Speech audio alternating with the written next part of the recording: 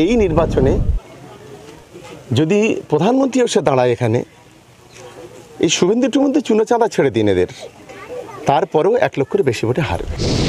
ক্যানিং পূর্বে শওকত মোল্লা 10,000 ভোট পাবে কিনা সন্দেহ আছে। আমি বলছি এই যে ভাঙড়ে যে আরাফুল ইসলাম কাইজার একদিকে, এদিকে বেবি শওকত মোল্লা, এদিকে বাড়তি আইএসএফ সুবিধা হচ্ছে বলে মনে করছেন? দেখুন, আমি কি বললাম, 1000 মানুষ বাস করলে 900 মানুষ তৃণমূল বিজেপি বিরোধী। আর তৃণমূল বিজেপি বিরোধী মানে ভাঙড়ে জানে এক কথা আইএসএফ, ক্যানিং পূর্বে এক কথা জানে আইএসএফ। অলরেডি ভাবে 2021 নির্বাচনে ক্যানিং পূর্ব বিধানসভা শওকত মোল্লা 44,482 ভোটে পিছিয়ে ছিল 13 রাউন্ডের শেষে। তার মানে 14 রাউন্ডের শেষে না হলেও কমসে কম 40,000-এর বেশি ভোটে আইএসএফ জিত। যখন দেখেছে 204টে বিধানসভা সিট পেয়েছে, তারপরে দলবল গিয়ে গাজী সাবুদ্দিনকে মারধর করে নিজের নামে ঘোষণা করেছে।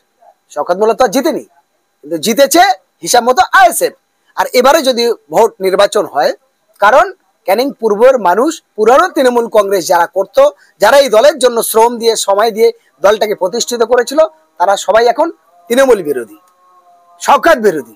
ফলে শওকত বিরোধী মানে পুরানো যারা আছে, শওকতের নেতৃত্বে খুন হয়েছে, অনেক ঘটনা ঘটেছে, তারা ওর বিরোধী। আর বিরোধী মানেই তো আইএসএফ জিতবে এখানে। তিনি বলছেন শওকত মোল্লা সব থেকে চেয়ারের ভয় আমার থেকে করে, ওদিকে নওশাদ সিদ্দিকী মাঠে নেমেছেন। কি দেখছেন 26-এর সামনে? দেখুন, 26 নির্বাচনে আমি বলতে পারি ক্যানিং পূর্ব এবং ভাঙড়ের ক্ষেত্রে সাধারণ মানুষের সঙ্গে তো আমরা বিভিন্ন সামাজিক কাজ কর্মক্ষেত্রে তাদের সঙ্গে যোগাযোগ কথাবার্তা হয়। যদি একটা এলাকায় একটা গ্রামে যদি 1200 ভোটার থাকে না, তো 900 ভোটার তৃণমূল বিরোধী। প্রথম কথা বলতে পারি 900 1000 ভোটার থাকলে 900 মানুষ এখন তৃণমূল বিরোধী এবং বিজেপি বিরোধী। কারণ এই দুই স্বৈরাচারী দেশে একের পর এক মানুষের গণতান্ত্রিক অধিকার কেড়ে নিয়েছে। কি কি কেড়েছে? এরা কর্মের লড়াই করেনি, এরা জাতের লড়াই করেছে, ভাতের লড়াই করেনি। বিজেপি করেছে রাম মন্দির, এরা করছে জগন্নাথ মন্দির। ওরা করছে জয় শ্রীরাম, এরা বলছে জয় বাংলা। ওরাও একরকম করছে, এরা প্রসাদ বিতরণ করছে। ফলে ওরাও যেমন মানুষকে ধমকে চমকে ভোট নিচ্ছে, এরাও মানুষকে ধমকে চমকে ভোট নিচ্ছে।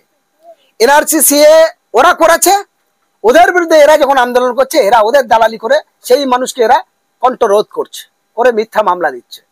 2019-এ আমরা দেখেছি এনআরসি সিএনএ লড়াই করতে গিয়ে আমরা 350 মানুষ মিথ্যা মামলাতে বিভিন্ন মানুষ পশ্চিমবঙ্গের মানুষকে অ্যারেস্ট করেছিল। কারা? তৃণমূল কংগ্রেস পরিচালিত সরকার। আবার এসআইআর নিয়ে এই তৃণমূল মানুষকে বিভ্রান্ত তৈরি করছে, কারণ এরা এসআইআর বিরোধী বিল বিধানসভায় পাস করতে পারেনি, অথচ সারা বাংলা থালা বাটি ঘটি ঘটি নিয়ে তৃণমূল মাঠে নেমে পড়েছে এসআইআর এর বিরুদ্ধে আতঙ্কিত। আমরা বলছি এসআইআর নিয়ে আতঙ্কিত হবে না।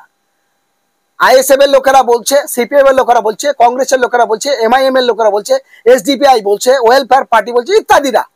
কারণ এরা কেউ এসআইআর পক্ষে নয়, এসআইআর বিপক্ষে। ফলে লিগাল হলে অসুবিধা নেই। কিন্তু তৃণমূলরা কি করছে? এরা এই রাস্তায় নেমে বিজেপি যে রাস্তা হাঁটছে, তৃণমূল সেই রাস্তায় হাঁটছে।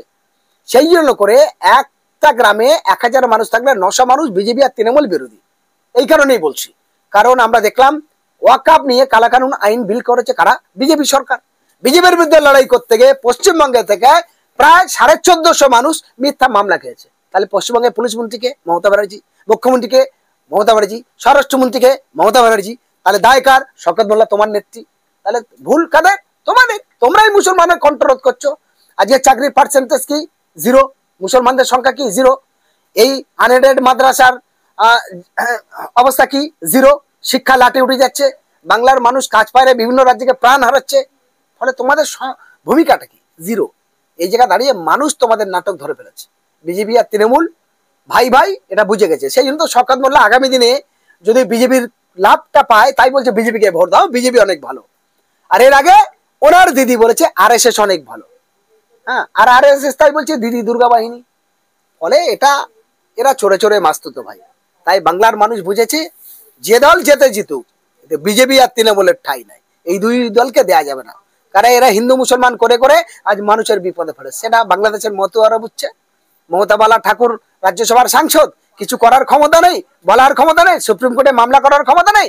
অথচ এখানে লোকের বলে দিল বাঙালদের, বাংলাদেশি হিন্দু ভাইদের, যে তোমরা আন্দোলন করো, অনশন করো, সে এখানে নেই, দেশের বাইরে। ফলে এই তো হলো তৃণমূলের কালচার। আর বিজেপির শান্তনু ঠাকুর বলেছিল এসআইআর হলে বাঙালির কোনো অসুবিধা হবে না, সেও বলে পলাতক। ফলে শওকত মোল্লাটা রাম ছাগল। রাম ছাগলের ল্যাজগুলো তার চুলটা অনেক বড় বড় হয়, গোদগোদনের অনেক বেশি হয়, কিন্তু যারা জানে রাম ছাগলের টেস্ট কম, তার মাংস হড়হড়ের হয়, আর ওদের দম কম। আর দেশি ছাগলের শক্তিটা অনেক বেশি হয়, ছোটে বেশি। তো ও একটা রাম ছাগল মানে লাফায় বেশি, ও লাফাবে বেশি, কিন্তু অ্যাকচুয়ালি ওর কোনো দাম নেই, ও জানে। সেই জন্য করে যখন ওদের দলের মধ্যে জাহাঙ্গীর খান এসছে, পুরানো ওদের যা সাথীরা যখন নেচে উঠেছে, ও তখন বলছে কোথায় দায়িত্ব পেয়েছে। অভিষেক ব্যানার্জি ওদের নেতারাই বলেছে যে কোনো অবজারভার আমাদের দলে নেই, আর সে নিজে নিজে বলছে আমি সাতগাছিয়ার অবজারভার, কখন বলছে আমি ভাঙড়ের অবজারভার, কখন বলছে আমি অমুক জায়গার অবজারভার। কিন্তু ওদের দলের সেকেন্ড হাইকমান্ড অভিষেক ব্যানার্জি, সে বলছে আমাদের দলে অবজারভার বলে কোনো ভাষাই নেই, অবজারভার বলে কোনো অপশন নেই। তাহলে তার জবাবটা শওকত মোল্লা আগে দিক, যে অভিষেক ব্যানার্জির কথা ঠিক না শওকত মোল্লার কথা ঠিক। ফলে মুখ আর মুখোশ দুটো জিনিস আলাদা।